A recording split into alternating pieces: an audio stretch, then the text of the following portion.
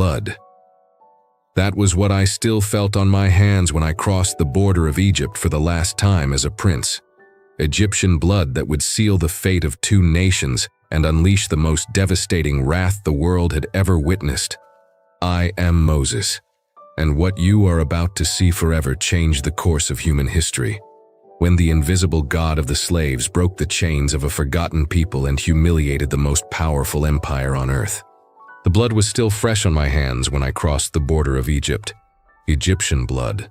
The blood of that overseer who was beating my Hebrew brother almost to death.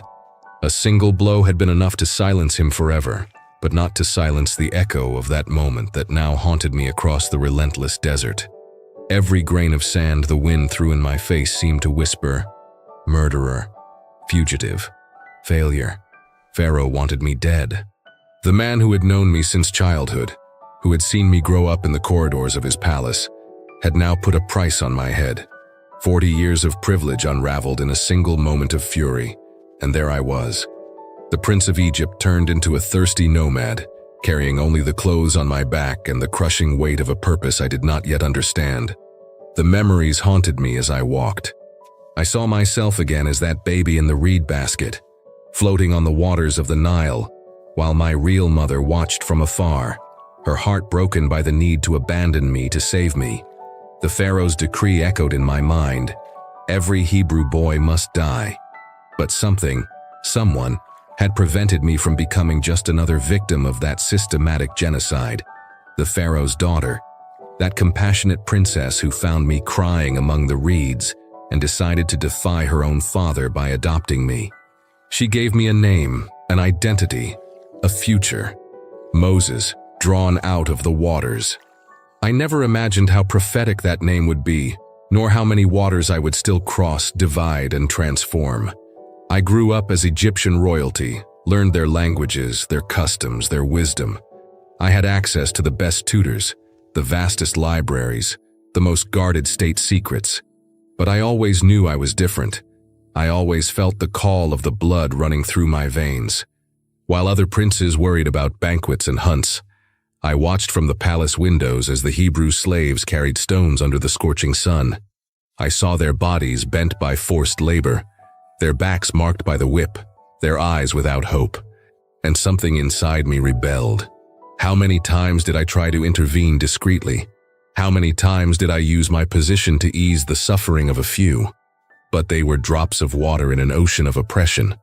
The system was immense, relentless, fueled by the greed of a nation that had built its glory on the bones of the sons of Abraham, Isaac, and Jacob. The first time I visited the construction sites, I felt something I could not name. It was as if a silent voice whispered in my ear, "These are your brothers." Not palace brothers, but brothers of blood, of lineage, of destiny.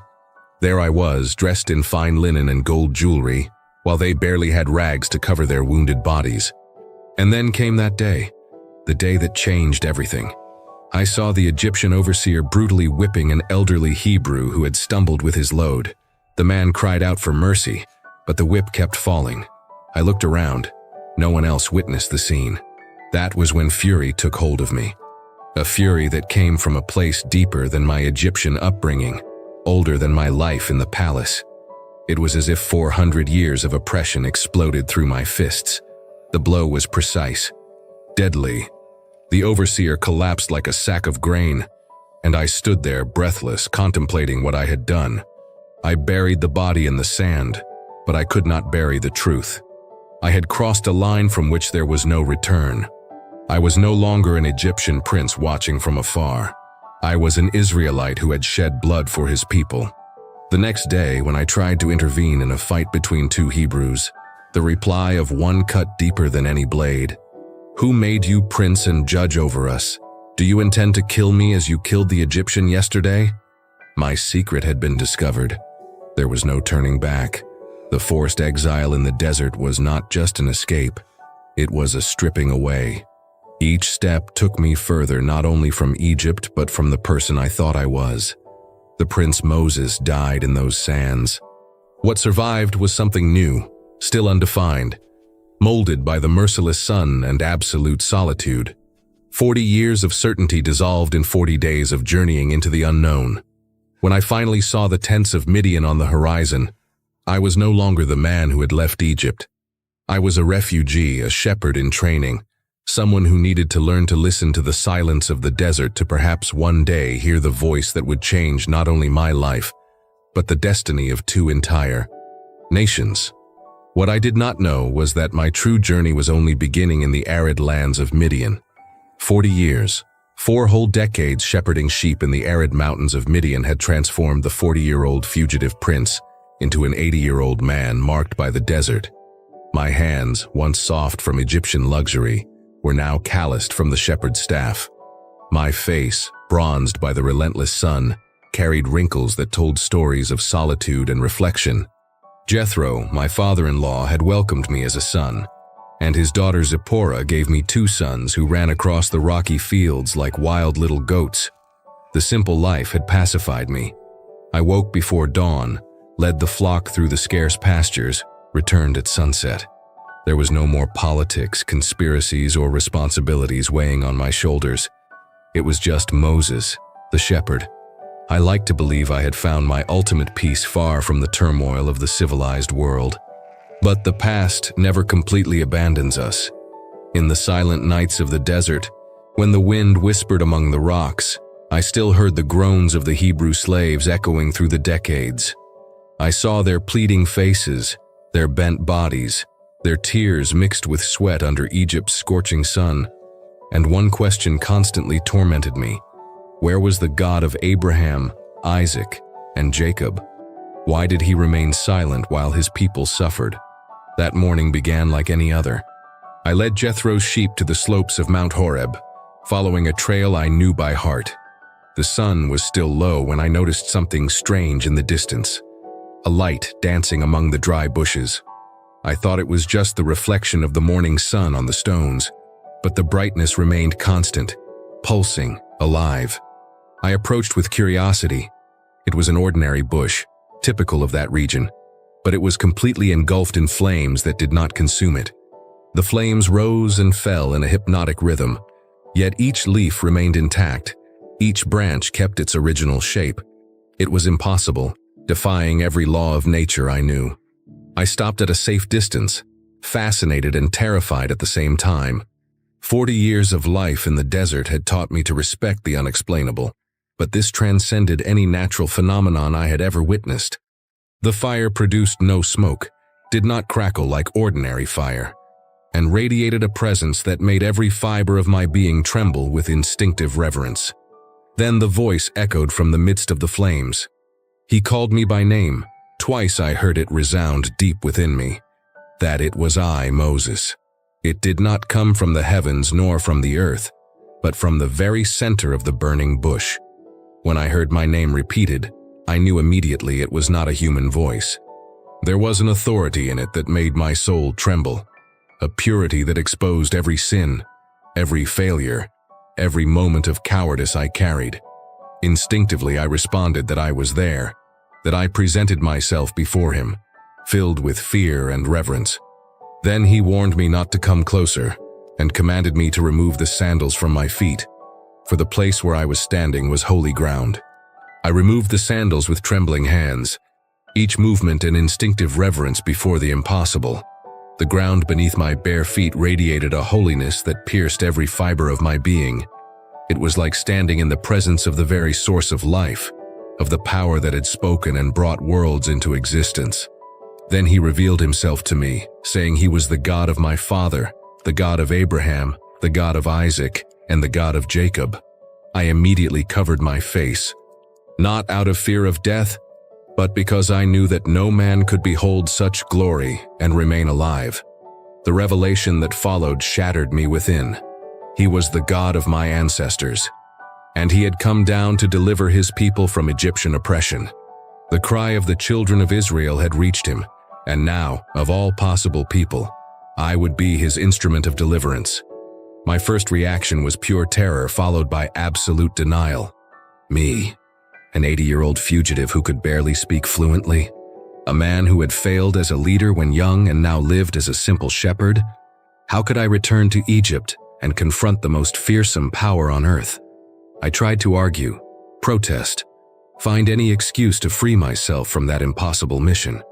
I spoke of my inability to speak well, of the fact that the Hebrew people themselves might not accept me after 40 years of absence. But each objection was answered with a promise, each fear confronted with a guarantee of divine power. He showed me signs that defied reason. My shepherd's staff turned into a serpent that made me recoil in panic, then returned to its original form when I grabbed it again.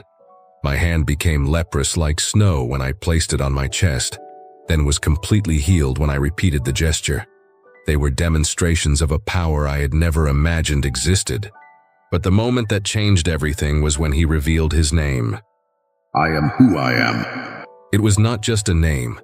It was a declaration of absolute existence, eternity, limitless power. It was the answer to all my questions about his apparent absence during centuries of suffering. He had never left. He had been there all along, waiting for the exact moment to act. The responsibility that fell on my shoulders at that instant was overwhelming. I was no longer just an anonymous shepherd in the desert of Midian. I was the chosen one to return to the most powerful empire on earth and demand the freedom of 600,000 enslaved people. I was the spokesman of the invisible God before pharaohs who considered themselves divine. When the divine presence withdrew and the fire died out, I remained there for hours trying to process what had happened. My simple and peaceful life had ended. Ahead lay a journey that would test every fiber of my faith, that would confront me with painful memories and lost friendships.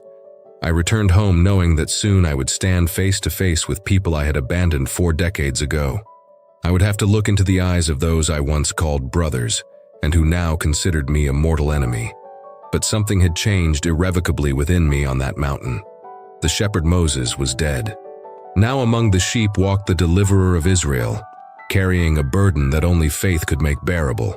Returning to Egypt after 40 years of exile was like rising from the dead.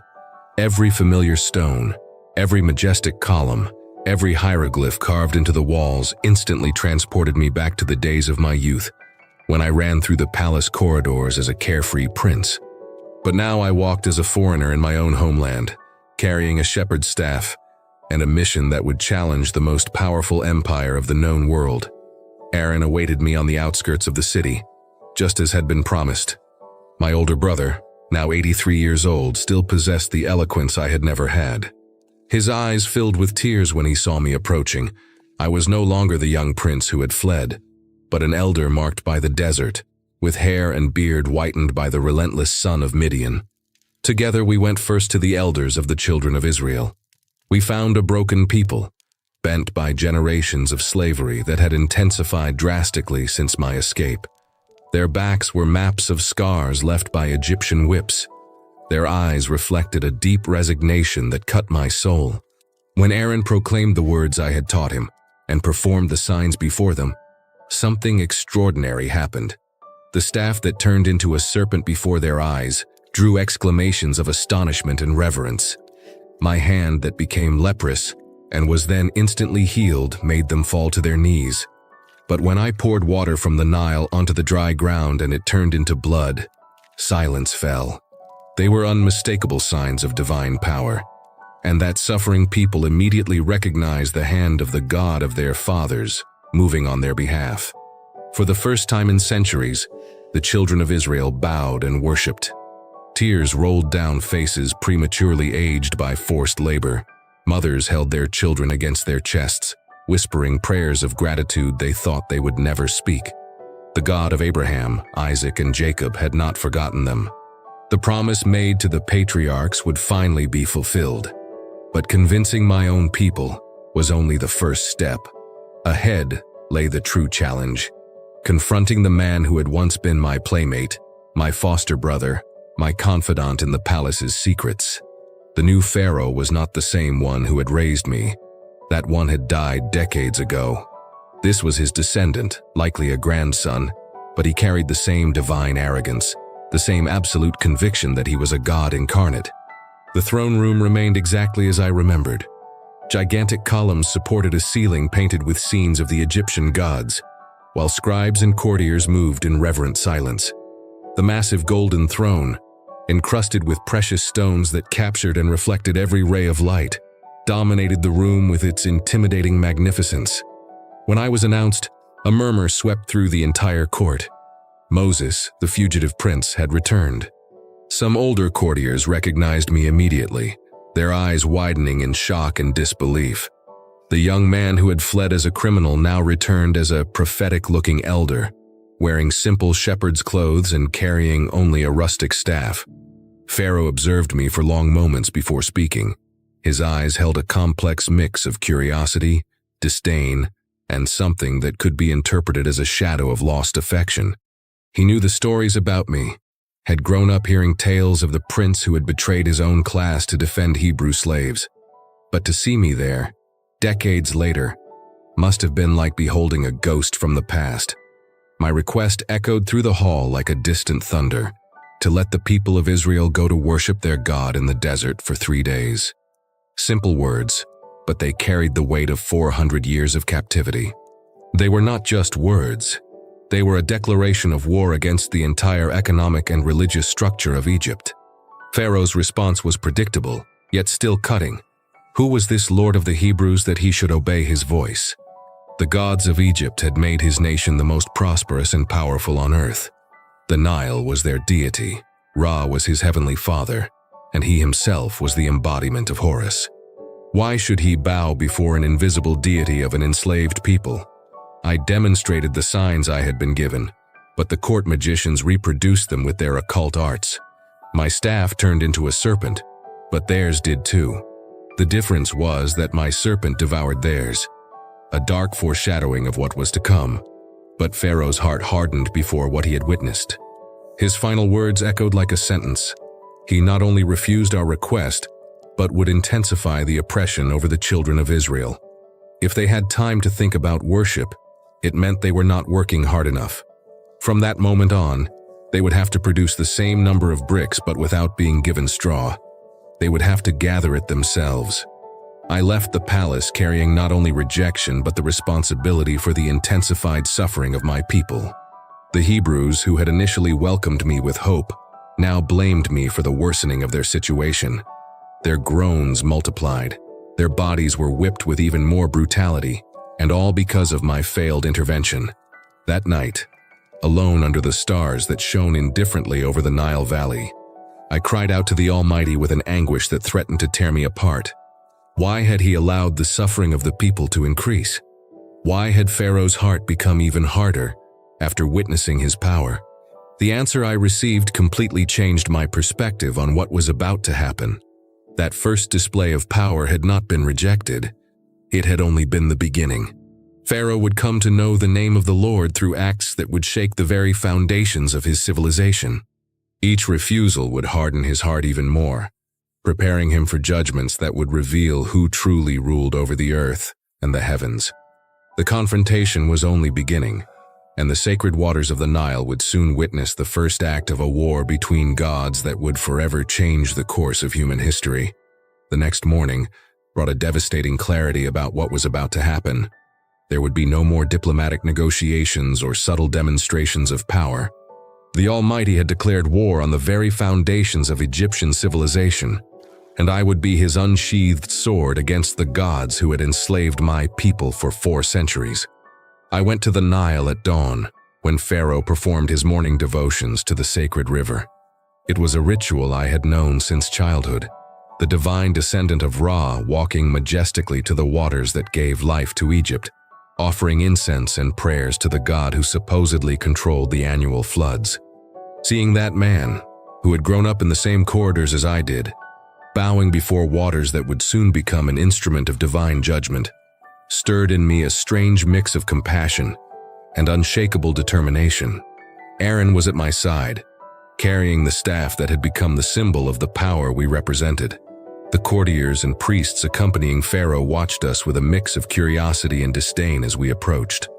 To them, we were just 2 elderly Hebrews disturbing a sacred ritual with our primitive superstitions. When I once again proclaimed the demand for freedom, Pharaoh's response was a scornful laugh that echoed along the riverbanks.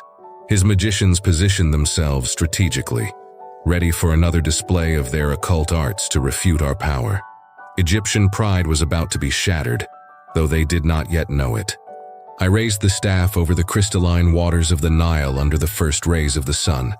For a moment, everything seemed suspended. Time, the breath of those present, even the morning breeze. Then, as if an invisible force had poured red ink from the very throne of heaven, the transformation began. The change was not gradual. It was instant, absolute, terrifying. The clear waters turned to red blood in a matter of seconds, as if every liquid drop had been replaced by the vital fluid of some cosmic sacrifice.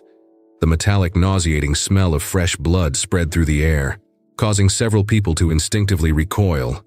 The fish began to die immediately. Thousands floated to the surface, their silver scales grotesquely contrasting with the thick red that was now their liquid tomb. The Nile, source of all life in Egypt, had become a river of death. The waters that sustained an entire civilization now spread the unbearable stench of decay. The court magicians desperately tried to reproduce the phenomenon with their secret arts. They took some clean water from a jar and turned it into blood through their enchantments, but it was a pathetic trick compared to the magnitude of what they had witnessed. The entire sacred river, from its distant sources to its mouth in the sea, had turned into real blood. The impact was devastating and immediate. The Egyptians depended entirely on the Nile for everything: drinking, cooking, irrigating crops, feeding animals.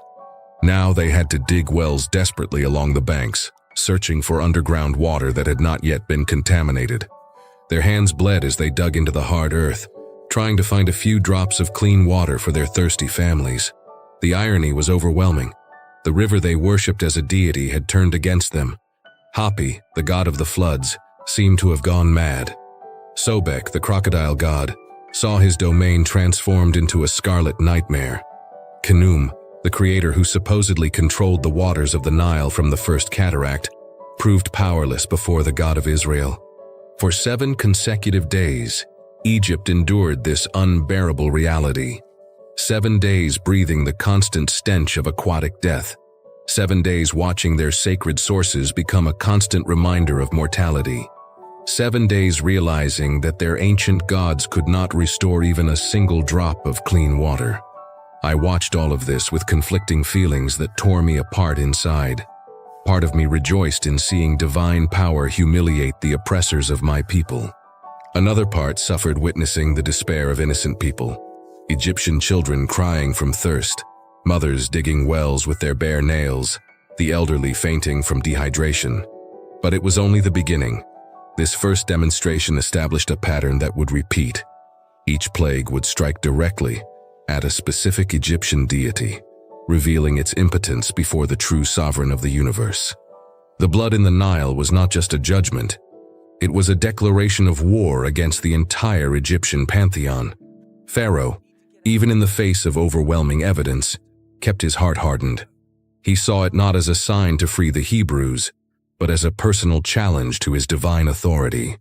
Every drop of blood staining his sacred river only strengthened his determination to prove that the gods of Egypt were superior to the invisible god of the slaves.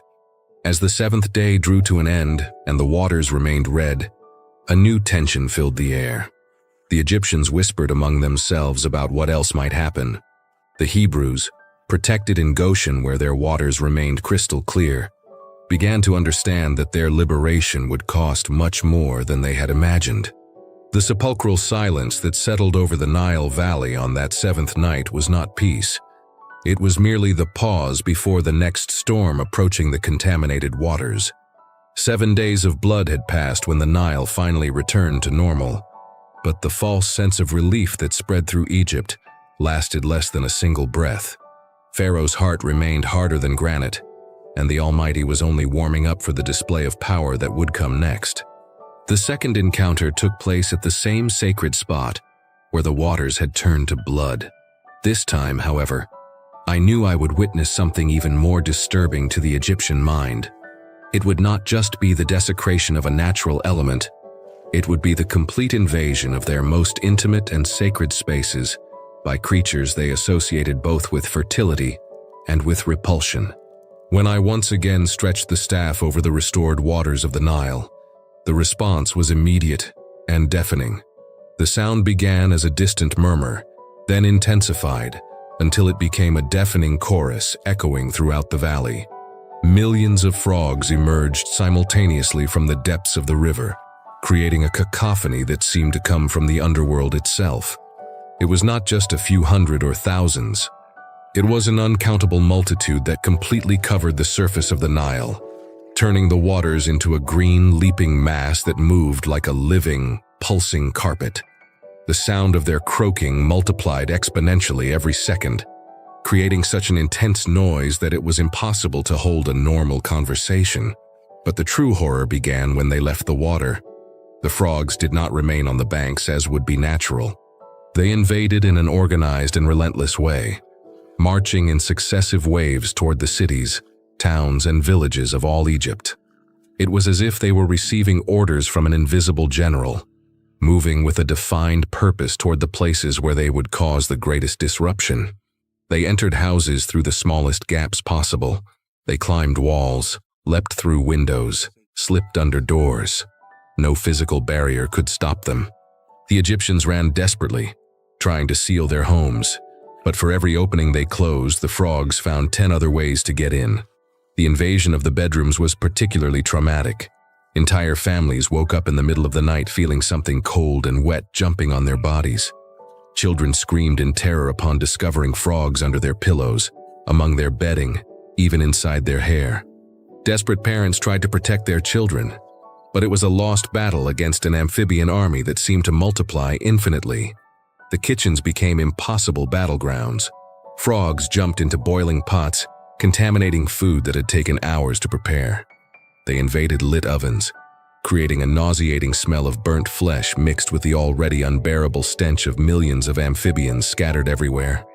Jars of water, baskets of grain, pots of oil. Nothing escaped contamination. The Egyptian temples, sacred places where the gods supposedly dwelled, were systematically desecrated. Frogs hopped over altars dedicated to Ra, defecated on statues of Isis, interrupted millennia-old rituals with their repulsive presence. The priests, guardians of religious purity, saw their sanctuaries turned into stinking swamps impossible to purify. The irony was devastating for a civilization obsessed with cleanliness and order. The Egyptians performed ritual baths multiple times a day, shaved body hair to maintain ceremonial purity, followed strict hygiene codes they considered divine commandments. Now they lived in a reality where it was impossible to take a step without stepping on a frog, impossible to eat without finding amphibians in the food, impossible to sleep without feeling slimy creatures jumping on their bodies. The court magicians tried to show that they too could summon frogs through their occult arts, but their pathetic display only added more creatures to the chaos already established. It was like trying to put out a forest fire with lit matches. They could imitate the phenomenon on a microscopic scale, but were powerless to control or reverse it. For the first time since the signs began, I witnessed something extraordinary. Pharaoh asked for my intercession. The man who considered himself the incarnate deity, direct descendant of Ra, begged me to pray to my God to remove that unbearable plague. He promised to free the Hebrews if I made the frogs disappear. I even granted him the privilege of choosing when the plague would end. He chose the next day, perhaps hoping I would fail and he could ridicule my power before the court. I prayed fervently, and at the exact hour I had promised, all the frogs died simultaneously. The silence that followed was almost deafening after days of incessant croaking. But instead of relief, it brought a new horror. Millions of frog corpses scattered throughout Egypt began to rot under the scorching sun. The stench of decomposition became so unbearable that people had to constantly cover their faces to breathe. The Egyptians piled the carcasses into huge mounds that looked like small mountains scattered across the landscape. The smell of death saturated the air so completely that it was impossible to escape it, even in the most ventilated areas. It was as if the entire country had turned into an open-air cemetery. But as soon as the air cleared and life returned to normal, Pharaoh's heart hardened again. The promise of freedom was forgotten as if it had never been spoken. The memory of humiliation faded before his restored pride, and he once again defied the power he had just witnessed. A dark lesson was beginning to take shape. Every demonstration of divine mercy would be interpreted as weakness. Every pause between judgments would be seen as an opportunity to resist even more stubbornly. The dust of the earth awaited its turn to testify against Pharaoh's obstinacy. The pattern was being established with surgical precision, cutting ever deeper into Egyptian pride. Blood had defiled their sacred river. Frogs had violated their most intimate spaces. And now the very dust of the earth, an element the Egyptians considered the source of their fertility and prosperity, would turn against them in an even more devastating way. There was no warning this time. I did not need to go to the palace or to the banks of the Nile for a dramatic confrontation. The third demonstration of divine power happened suddenly and inescapably, as if creation itself had received direct orders from the Creator to rebel against its oppressors. Aaron stretched out the staff and struck the dust of the earth with determined force. Immediately, every grain of sand, every particle of soil, every fragment of dry earth throughout Egypt instantly turned into lice. It was not a gradual infestation that allowed preparation or defense. It was a complete and simultaneous metamorphosis that turned the very ground into a sea of hungry, parasitic creatures. The lice appeared by the trillions, covering every available surface like a living, ravenous carpet. They jumped, crawled, and multiplied at a speed impossible for the eyes to follow.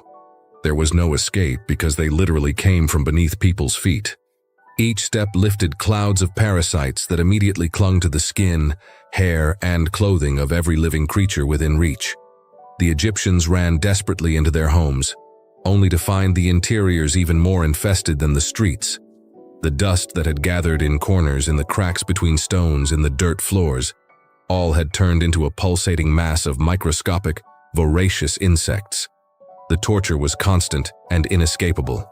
The lice pierced the skin with their tiny jaws, sucking blood and leaving red marks that itched uncontrollably.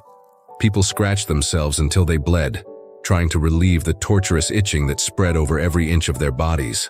Children cried day and night, unable to sleep because of the constant bites. The animals suffered just as much. Cattle, horses, goats, dogs. All domestic animals thrashed in constant agony, rolling on the ground in a futile attempt to rid themselves of the parasites that had become an inseparable part of their lives. Many weaker animals began to die from the combined effects of blood loss and exhaustion caused by relentless suffering. It was then that I witnessed something extraordinary and significant. The court magicians who had managed to imitate the first two signs with their occult arts were completely unable to reproduce this phenomenon. They tried desperately to use their enchantments, amulets, and secret rituals, but failed utterly. For the first time since the confrontations began, I heard a confession that echoed through the corridors of Egyptian power. The royal magicians themselves, custodians of the mysteries of their ancient gods, declared before Pharaoh that this was truly the work of God. They publicly admitted that they were facing a power that transcended any hidden knowledge they possessed. But Pharaoh's heart remained hardened, even before the testimony of his own spiritual advisors. If his most powerful magicians admitted defeat, if his gods showed absolute impotence, he simply ignored the evidence and clung even more stubbornly to his divine pride. The fourth plague brought a devastating escalation in Egyptian suffering, but also revealed something profoundly significant about divine protection. This time, for the first time since the judgments began, there would be a clear and visible separation between the territory inhabited by the children of Israel and the rest of Egypt. Swarms of flies descended upon the land like thick black clouds that partially blocked the sunlight. These were not ordinary flies, but voracious, aggressive creatures that attacked in organized formations. The collective buzzing of billions of insects created a deafening sound that seemed to rise from the abyss itself. These flies were not content just to annoy. They attacked fiercely, biting and stinging any exposed skin. They entered people's eyes, nostrils, and mouths, causing choking and panic. They contaminated all exposed food, making normal meals impossible. The air literally became unbreathable in many areas due to the density of the swarms. Entire houses became completely uninhabitable. The flies clustered in layers so thick on the walls that the very structure of the buildings was obscured. Egyptian families sought refuge in basements and cellars, yet they still could not fully escape the relentless aerial invasion. The geographic differentiation was impossible to ignore. While all of Egypt suffered under impenetrable clouds of voracious insects, the land of Goshen remained completely free from the plague. It was as if an invisible but absolute barrier protected the territory inhabited by the Hebrews. Desperate Egyptians tried to cross into Goshen, seeking refuge from the torment that had fallen on their lands. They discovered that the flies simply could not cross that spiritual boundary. It was a visual and undeniable demonstration that the God of the Hebrews not only had the power to judge, but also to protect selectively. This supernatural separation forced even the most skeptical to recognize that they were not dealing with natural phenomena or magic tricks. It was direct divine intervention that established sacred territory amid judgment. The invisible God of the slaves was showing absolute control over who would suffer and who would be spared. Pharaoh, pressured by courtiers who could no longer bear the situation, made another promise of liberation in exchange for the end of the plague. Once again I prayed, and the flies disappeared instantly throughout the whole extent of Egypt. Once again, as soon as relief came, the royal heart hardened and the promise was broken. A dark pattern solidified. Every display of divine mercy was interpreted as weakness. Every pause between judgments became an opportunity for greater rebellion. Pharaonic pride was not being broken by displays of power. It was being forged into an even more determined resistance. The next plagues would strike not only Egyptian comfort, but the very foundation of their economic and physical survival. The next attack would strike directly at the heart of Egypt's economy, destroying the source of its agricultural wealth and revealing the impotence of its protective gods of livestock. There would be no more demonstrations in public squares or dramatic confrontations on the banks of the Nile. This time, the divine hand would strike silently during the night, leaving as testimony only death scattered across the fields of all Egypt. The fifth plague came as an invisible pestilence that spread with the speed of the wind. At dawn, Egyptian shepherds went out to tend their flocks and found a scene of devastation they would never forget. Every animal, horses, donkeys, camels, cattle, sheep, lay dead in the fields, victims of a disease that left no visible marks but was absolutely lethal. Death had visited every farm, every stable, every pasture in Egypt during the night. It was not a gradual slaughter that allowed treatment or rescue. It was a complete and simultaneous extermination that struck all Egyptian domestic livestock at once. The sepulchral silence that fell over the fields, where once echoed mooing, neighing, and bleating, created a nightmare atmosphere that made even the bravest men tremble with fear. The economic ruin was instant and devastating. The herds represented not only a food source, but also a store of wealth, a means of transport, and agricultural labor. Entire families saw their livelihoods wiped out in a single night. Merchants who had accumulated fortunes through livestock woke up to absolute poverty. The foundation of all Egyptian agriculture, which depended on animals to plow, transport, and fertilize the land, simply disappeared. But the most striking aspect of this plague was not the destruction itself, but the supernatural protection extended over the herds of the children of Israel. While every Egyptian animal mysteriously died, every Hebrew sheep, goat, and ox remained perfectly healthy in the pastures of Goshen. The separation was so clear and absolute that even the most skeptical could not deny the divine intervention. Desperate Egyptians crossed into Goshen, hoping to buy animals from the Hebrews to rebuild their devastated herds. They discovered that the Israelites not only had healthy animals, but herds that seemed to have multiplied during the night of the pestilence. It was as if the same force that destroyed the Egyptian livestock had blessed and protected the Hebrew livestock. Pharaoh sent investigators to confirm whether indeed all Egyptian animals had died, while the Hebrews remained untouched. The report confirmed the impossible. Not a single Hebrew animal had been touched by the plague, while not a single Egyptian animal had survived. It was a display of selective power that defied any natural explanation. Even in the face of such overwhelming evidence, Pharaoh's heart remained hardened. If his gods had failed to protect the sacred herds dedicated to them, if Apis, the sacred bull, had died along with all common cattle, If Hathor, the cow goddess, had shown absolute impotence, he simply ignored the signs and clung even more stubbornly to his divine pride. The sixth plague brought suffering directly to the bodies of the oppressors.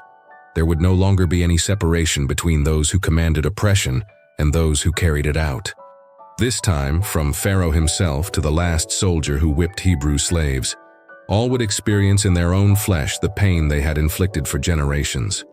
I took ashes from the furnace, a symbol of the forced labor of the Hebrews who made bricks day and night for the pharaonic constructions, and threw it into the air before the royal palace. The ashes spread like a thin, invisible cloud that covered all of Egypt, carried by the wind to every corner of the proud nation. The effect was immediate and agonizing. Purulent ulcers began to break out on the skin of every Egyptian, from the most refined nobles to the humblest workers. These were not superficial wounds that could be easily treated. They were deep, painful boils that spread across the entire body, causing constant and unbearable pain. The ulcers did not discriminate by social status or wealth. They struck pharaohs and slaves with the same relentless intensity. Courtiers who lived in luxury writhed in pain just like common soldiers. Priests who performed purification rituals found their own bodies contaminated with sores that no incantation could heal. The irony was devastating for a civilization obsessed with bodily purity and physical perfection. The Egyptians considered any defect in the skin a sign of spiritual impurity. Now everyone bore visible marks that rendered them ritually impure according to their own religious laws. They could not participate in ceremonies, could not enter temples, could not even touch sacred objects. The court magicians, who had tried to compete with the first signs, were so severely stricken with ulcers that they could not even appear before Pharaoh. Their hands were covered with oozing sores that made it impossible to perform any ritual or enchantment. For the first time since the confrontations began, they were completely absent from the palace, incapacitated by their own physical condition. It was a complete humiliation of the intermediaries between the Egyptian gods and the people. If the very divine representatives could not protect themselves, what hope remained for common citizens? The absence of the magicians at this crucial moment sent a clear message. The gods of Egypt were powerless before the God of Israel. Physical suffering combined with psychological despair. People who had spent their whole lives trusting in the protection of their ancient gods discovered they were completely vulnerable. No amulet, ritual, or offering could relieve the pain that consumed their bodies day and night. But once again, the children of Israel remained completely protected. Not a single ulcer appeared on the skin of any Hebrew. They walked freely through Goshen with perfect, healthy skin, while any Egyptian who approached the borders bore the visible marks of divine judgment on their body. The distinction was so clear that it became impossible to deny the supernatural protection over the chosen people. Entire Egyptian families begged to be accepted as servants of the Hebrews, hoping that religious conversion might bring relief from their sores. They discovered that divine protection could not be bought or faked. It was a grace granted exclusively to the descendants of Abraham, Isaac, and Jacob. Pharaoh, even with his own body covered in painful ulcers, maintained his obstinate rebellion. Each wound throbbing on his royal skin should have been a reminder of the futility of resisting the Almighty, but it only served to harden his heart further, already petrified by pride. Two devastating plagues had simultaneously struck Egypt's economy and health. The herds were dead, the people suffered in constant agony, and still the pharaonic stubbornness remained unshaken. It was as if each display of divine power only served to strengthen his determination to resist to the death. The heavens began to prepare for even more terrifying demonstrations of the Creator's absolute control over his creation. The skies that had silently witnessed the destruction of the herds and the suffering of the ulcers were now preparing to become direct instruments of divine wrath. It would no longer be just the earth rebelling against its oppressors.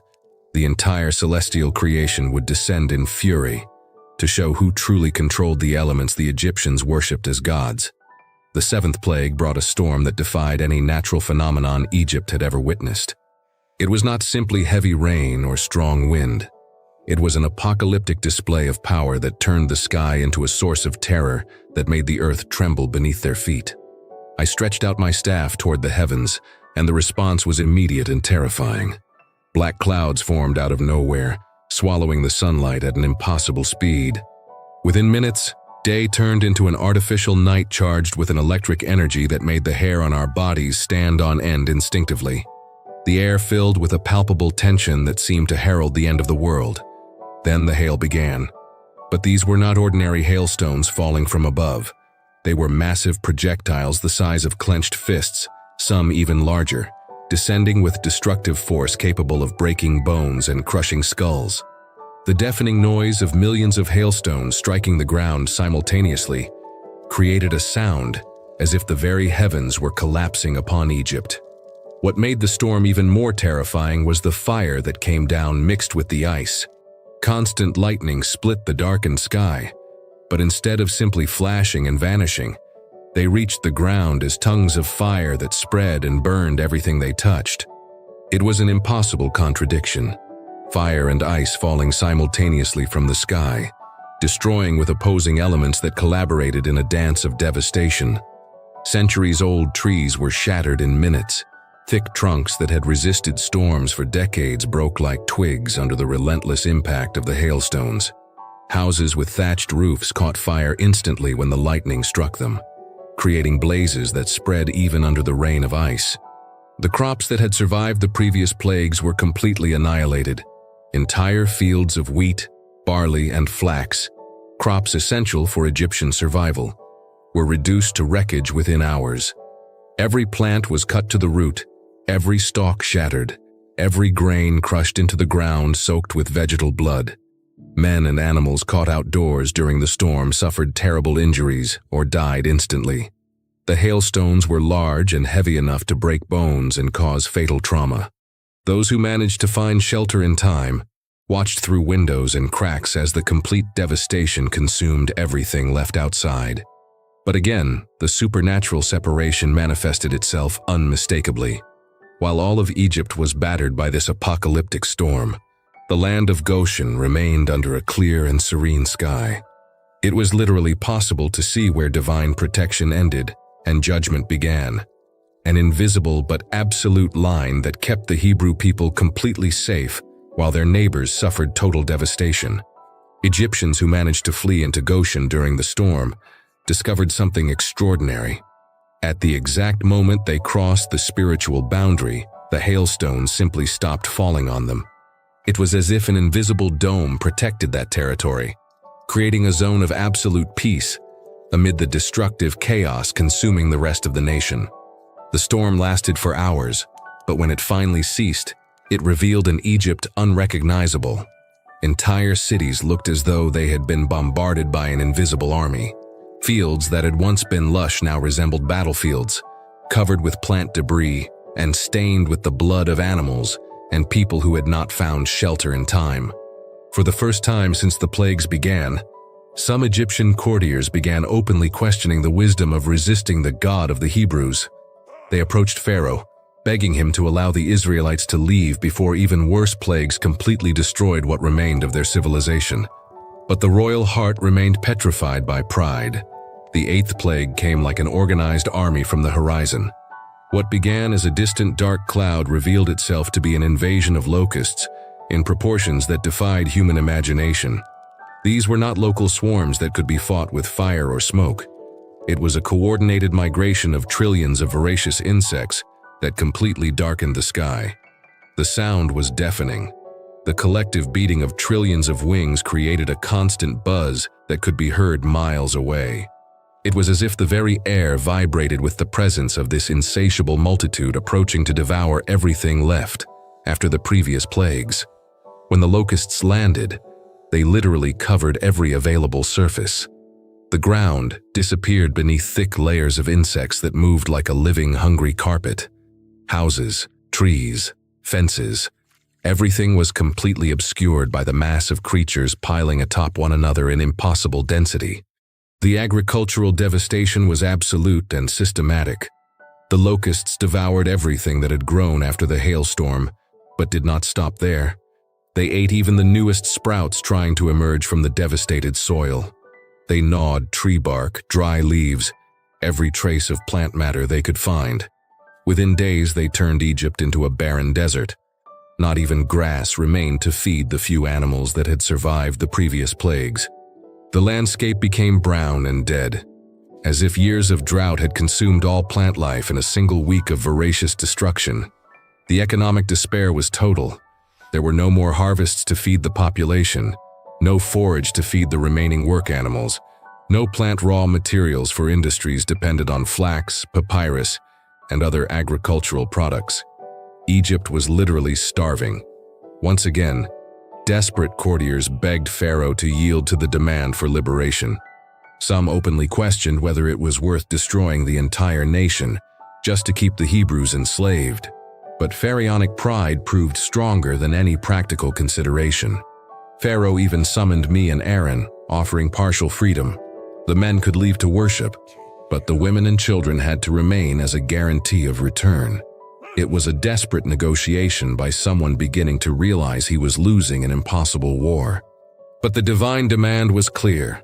The entire people must be set free, with no exceptions or conditions. When this demand was rejected, the locusts continued devouring even the last remnants of plant life trying to sprout from the devastated soil. Only when Pharaoh specifically begged for the removal of this plague, once again promising total liberation, did I pray for the locusts to be taken away. A powerful east wind rose instantly, carrying the entire swarm of insects to the Red Sea, where they drowned without leaving a trace. But as soon as relief came and the land breathed freely again, Pharaoh's heart hardened once more. The promise was broken like all the previous ones, and the royal stubbornness proved stronger than any devastation that could be inflicted on his nation. 8 devastating displays of divine power had reduced Egypt to a shadow of its former glory.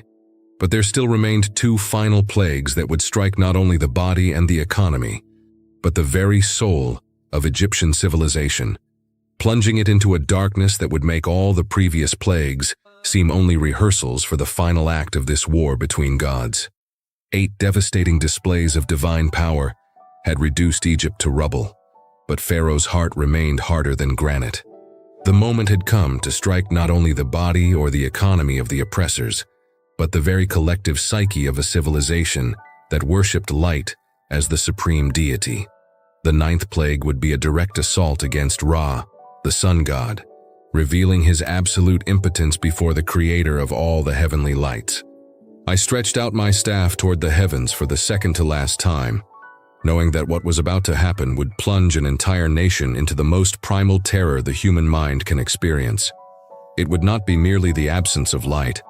It would be the tangible presence of a darkness that could be touched, breathed, felt like a living substance that suffocated the soul. The transformation was instant and absolute. At midday, when the Egyptian sun shone in all its splendor at the highest point in the sky, a supernatural darkness descended over the whole land of Egypt like an impenetrable black curtain. It was not the gradual dimming of an eclipse or the natural arrival of night. It was the sudden and complete extinction of every form of light. This darkness transcended any natural phenomenon. It was dense, palpable, oppressive in a way that defied human understanding. Egyptians stretched their hands before their faces and could not even see their own fingers. It was as if a black, viscous substance had materialized in the air, enveloping each person in an individual prison of absolute darkness. The psychological terror was immediate and devastating. An entire civilization that based its religious identity on the worship of the sun discovered that its supreme deity had been completely nullified by a higher power. Ra, the creator of light, the father of all the Egyptian gods, displayed total impotence before the God of Israel. His golden rays, his vital blessings, his comforting presence, all had been swallowed by a darkness that even his most powerful priests could not explain or reverse. People stumbled constantly, completely losing spatial orientation in their own homes. Mothers could not find their children even when they were in the same room. Fathers desperately called out to their families, hearing answering voices but unable to locate where they came from. It was as if each person had been isolated in an individual bubble of impenetrable darkness. Panic spread like fire. Those who tried to light torches discovered that the flames simply could not penetrate the supernatural darkness. Candles were lit and produced heat, but their light was immediately swallowed by the darkness as if it had never existed. It was a darkness that devoured light itself, creating an impossible reality that broke every known physical law. For 3 consecutive days, Egypt remained submerged in this tangible darkness. 3 days without being able to perform any normal activity. 3 days of total paralysis for an entire civilization. 3 days proving that their solar deity was powerless before the true sovereign of the universe. Immobility was complete. Egyptians were literally trapped where they stood when the darkness descended, unable to move safely, due to the complete lack of visual orientation. Some tried to feel their way along walls but quickly lost their sense of direction, spinning in circles, unable to find even the doors of their own rooms. Psychological anguish intensified hour after hour. The darkness was not just visual, it was spiritual, creating an oppression that weighed on the soul like a gigantic stone. People reported sensations of suffocation, even while breathing normally, as if the darkness itself were consuming the air around them. But the most striking and humiliating aspect of this plague was the supernatural separation that once again manifested with absolute clarity. While all of Egypt was submerged in a darkness that could be felt, every dwelling of the children of Israel in Goshen shone with natural, clear light. It was not just that the Hebrews had light. They had the same daylight they had always known, as if the plague simply did not exist in their territory. Israelite families continued their normal activities. Children played under the sun. Farmers worked in the fields under a blue, clear sky that contrasted drastically with the absolute darkness surrounding their borders. Desperate Egyptians tried to crawl blindly toward Goshen, following rumors that there was light there. Those who managed to reach the borders of the Hebrew territory witnessed something that defied any rational explanation. A perfectly defined dividing line between darkness and light, between judgment and divine protection. It was possible for an Egyptian to stretch a hand across the invisible border and see it illuminated by the light bathing Goshen, while the rest of their body remained submerged in oppressive darkness. Some even tried to push only their heads through the spiritual barrier, experiencing instant relief from the psychological oppression, but discovering they could not stay there.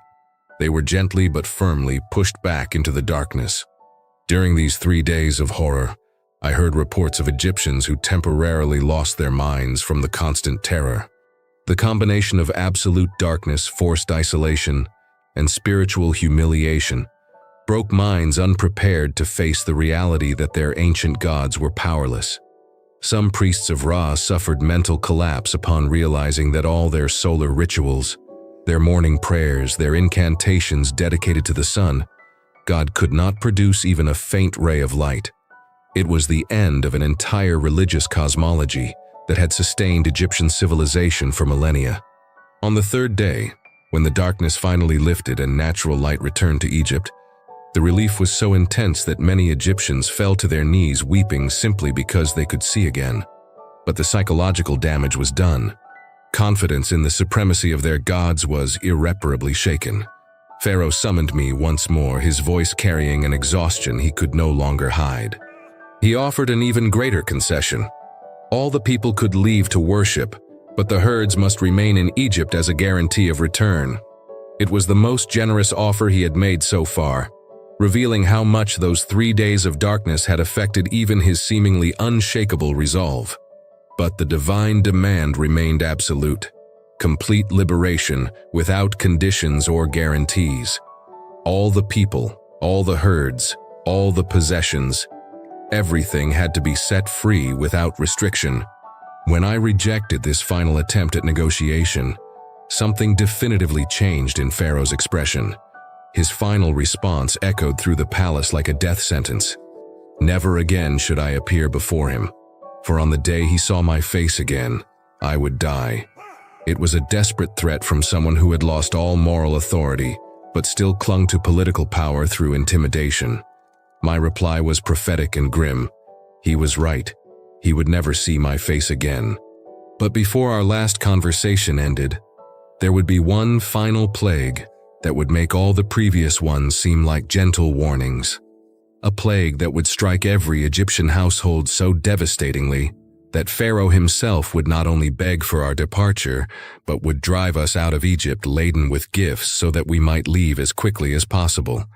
Midnight was approaching, and with it would come the final judgment that would forever seal the fate of two nations. The 10th plague would not be like the others. It would not strike crops, animals, or even the physical comfort of the Egyptians. This would be a sharp blade cutting directly into the heart of every family, taking what was most precious in their lives and leaving a void that could never be filled. It was the final judgment, the ultimate act of a spiritual war that would test the limits of human resistance against the divine will. Before the fatal midnight arrived, I had to prepare my own people for a ritual that would protect them from the destruction sweeping across Egypt. It was the institution of Passover, an eternal memorial that would forever seal in the collective memory of the children of Israel the terrible price of their liberation and the mercy that spared them from death.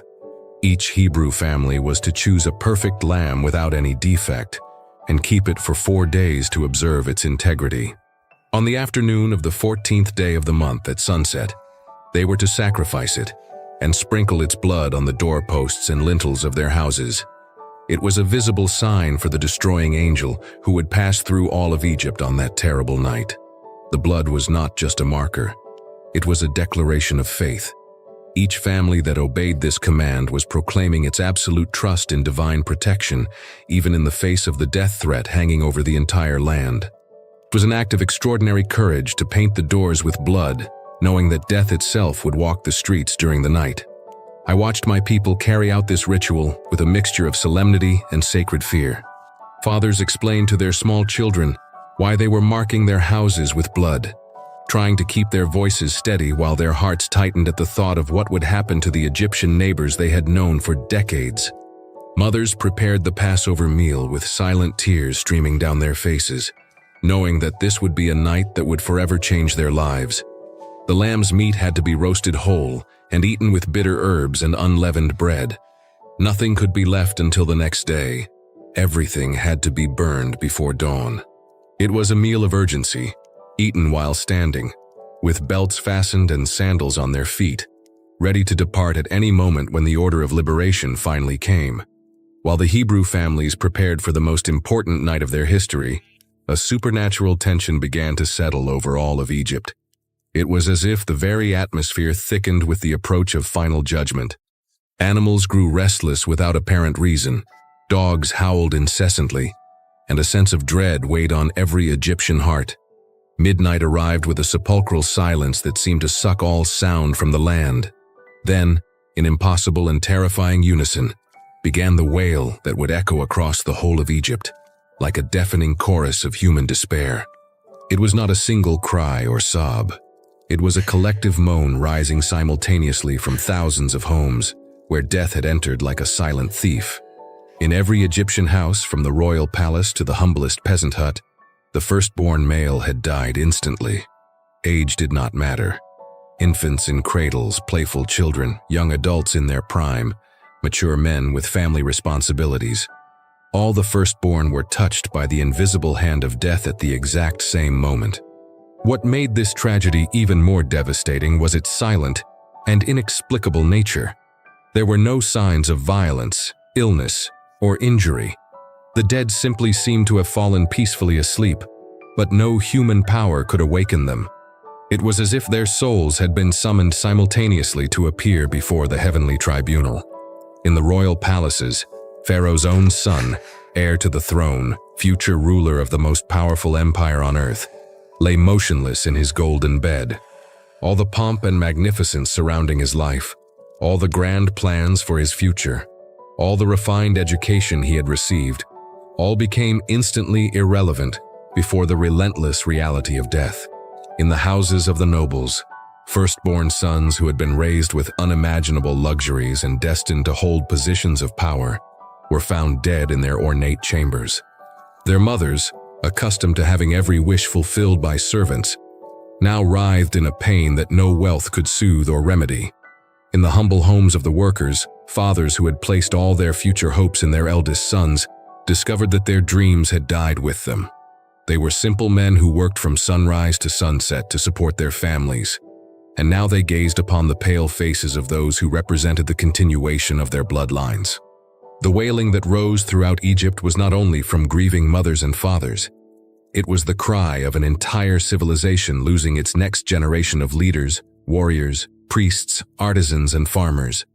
It was the sound of a future being brutally torn away from the present, leaving only a deafening void where once there had been hope and continuity. In the prisons, firstborn sons serving sentences for various crimes were found dead in their cells. Death made no distinction between innocent and guilty, between virtuous and criminal. It was a judgment that transcended human rulings and struck solely based on birth order in each family. Even the firstborn animals died on that terrible night. Cattle, sheep, goats. All the first offspring of every species were struck by the same mysterious death that swept through human homes. It was as if all creation was paying the price for the stubbornness of one man who refused to acknowledge the sovereignty of the Creator. Throughout that entire night of horror, not a single Hebrew home was touched by death. The blood sprinkled on the doorposts had fulfilled its protective purpose completely. Hebrew families remained awake, listening to the cries echoing from the Egyptian territory, silently thanking God for the mercy that had spared them from the devastation consuming their neighbors. Some Hebrew mothers even wept for the Egyptian children they personally knew, children who had played with their own sons, young men who had grown up before their eyes. Divine protection did not diminish human compassion for those who suffered, even when they belonged to a people who had oppressed them for centuries. When dawn finally arrived, it revealed an unrecognizable Egypt. It was not just a mourning nation. It was a broken civilization that had lost its entire next generation of leadership in a single night. The silence that followed the early morning cries was even more disturbing than the screams of despair. Pharaoh, who had lost his own heir, sent urgent messengers to summon me to the palace. He was no longer the proud and defiant man I had faced for months. He was a shattered father, a broken king, a man who finally understood he had been fighting against a power infinitely greater than his own. His plea echoed through the palace halls with desperate urgency. "Leave immediately. Take everything that belongs to you. Take even our flocks as you demanded. But go before we all die." It was the complete surrender of someone who had learned too late that there are battles impossible to win. It was not merely permission to depart. It was an urgent expulsion. The same man who had refused to let even the men go for a 3-day worship in the desert now begged for the entire Hebrew people to leave Egypt as quickly as possible, carrying everything they wished to take. For the first time in 400 years of captivity, the children of Israel were no longer slaves. They were free men walking toward the promised land, carrying not only their belongings but the eternal memory of a liberation bought with tears of blood, and forever sealing in human history the absolute power of the God of Abraham, Isaac, and Jacob. But our journey toward freedom was only beginning, and the same Pharaoh who had expelled us in desperation would soon change his mind once again. The dawn that followed the most terrible night in Egyptian history brought with it something no Hebrew had experienced in 400 years: true freedom. It was no longer a distant promise or an impossible dream whispered in slave quarters during nights of forced labor. It was a tangible reality, manifested in the desperate urgency with which the Egyptians themselves begged us to leave. The transformation was so sudden it felt surreal. The night before, we had been constantly watched slaves, forbidden even to dream of freedom. Now, the same guards who had whipped us for slowing our work escorted us respectfully to the borders of their cities, eager to see us leave as quickly as possible. News of the 10th plague had spread like fire across Egypt. Entire families who had lost their firstborn sons during the fatal night looked at us with a complex mixture of reverent fear and silent pleading. They knew we were the people of the God who had shown absolute power over life and death, and they feared that our staying could bring even greater destruction upon their devastated land. What struck me most was the forced generosity born out of Egyptian despair. Women who had always treated us as inferior property now approached offering their most precious jewelry, their gold and silver utensils, their finest clothes. It was not charity. It was a desperate tribute to hasten our departure and prevent the divine wrath from continuing to pour over their ruined nation. Hebrew families who had left their homes carrying only the essentials for the journey suddenly found themselves wealthy, bearing treasures they had never dreamed of possessing. Egyptian gold, refined silver, luxurious fabrics, precious stones, all the wealth accumulated through generations of slave labor was now spontaneously returned by trembling hands that only wanted to see us go. Hebrew children who had known only whips and humiliation now walked proudly beside their parents, wearing clothes once reserved for the Egyptian nobility. It was as if the entire social order had been reversed in a single night, turning the last into the first, and the oppressors into supplicants. The organization of our departure was miraculous in its efficiency.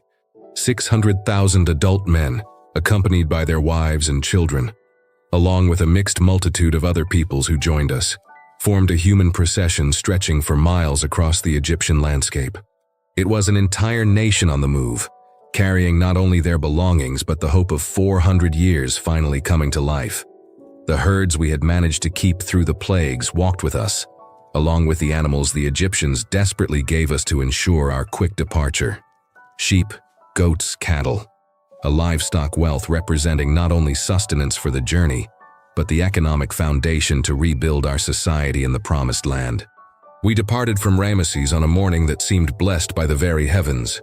The sun shone with a golden intensity, illuminating our multitude as if we were a victorious army returning from a glorious conquest. And in a way, that was exactly what we were. We had won a war without swords, gained freedom without shedding Hebrew blood, and destroyed an empire through faith in divine promises. The silence accompanying our departure was eloquent. There were no wild shouts of joy or noisy celebrations. There was a deep solemnity, a collective recognition that we were living a moment that would echo through future generations. We were eyewitnesses to the fulfillment of promises made to Abraham centuries before we were born. As we walked, I looked at the faces of my people and saw in them a transformation that transcended the change of social status. They were the same men and women who had wept under oppression, but now they carried a dignity, born of knowing they were chosen by the most powerful God in the universe. They were no longer slaves. They were heirs to a heavenly inheritance. The children born in captivity asked constant questions about what it meant to be free, where we were going, about the stories they had heard whispered of a land flowing with milk and honey. It was moving to realize that an entire generation was discovering concepts like hope, future, and destiny for the first time in their lives. During our initial journey, many Egyptians accompanied us for stretches of the way, not because they wanted our company, but out of fear that our lingering presence might invite new plagues upon them. Some even suggested escorting us far beyond their borders to ensure we had no reason to return. The irony was inescapable. The same people who had built their wealth on our forced labor now offered valuable gifts to persuade us to leave. The same hands that had whipped us when we slowed our work now extended gold to speed our departure. It was divine justice manifesting itself in poetic and final form. We also carried with us the bones of Joseph, fulfilling an ancient promise he had extracted from our ancestors before dying in Egypt. It was a powerful symbol that our liberation was not only physical, but spiritual. We were reconnecting with our roots, honoring our history, and carrying our patriarchal identity toward the future awaiting us. The multitude following us included not only Hebrews, but a mixture of peoples who had witnessed the power of our God and decided to join us. Egyptians disillusioned with their own gods, slaves of other nations seizing the chance to escape, merchants seeing advantage in joining a clearly blessed people, all walked with us toward the unknown. Our initial route led us toward Succoth, deliberately avoiding the more direct path through the land of the Philistines. It was a divine strategic decision. Our people were not yet psychologically prepared to face immediate military conflict. Generations of slavery had created a mindset that needed to be gradually transformed into warrior courage. The landscape around us constantly changed, revealing an Egypt few of us had known beyond the forced labor zones. Sand, rocky hills, It was like discovering a new world that had always existed beyond the limits of our slavery. Each mile took us not only geographically but emotionally further from 400 years of bondage. When the sun began to set on our first day of freedom, we set up camp on a wide plain that could hold our immense multitude. Campfires dotted the landscape like earthly stars, each one representing a family sleeping free for the first time in generations. The sound of lively conversations, children's laughter, and songs of gratitude created a symphony of freedom that dramatically contrasted with the oppressive silence we had left behind. But even amid justified celebration, a shadow hovered over my mind. I had known the human heart long enough to know that regret could easily replace despair once the initial pain of loss faded. The same Pharaoh who had driven us out in terror might well reconsider his decision when he realized the immense economic loss our departure represented. As I watched our multitude prepare for the night, I knew our journey toward true freedom was only beginning. Behind us lay a broken but still powerful empire, led by a man whose stubbornness had cost dearly, and who might easily decide that the price of letting us go was too high to accept permanently. Ahead stretched an immense and merciless desert, where water was scarce and food non-existent. We would have to learn to trust in a provision that would descend from the heavens and spring forth from rocks. Further ahead still, a smoking mountain awaited us, where the very voice of the Almighty would thunder through clouds and lightning, engraving in stone the commandments that would govern our new society. But before we reached that sacred mountain, before we received the tablets of the law, before we tasted the heavenly bread that would sustain our journey, we would have to face one final demonstration of the power that had set us free. The waters would part like curtains to reveal a dry path through the impossible.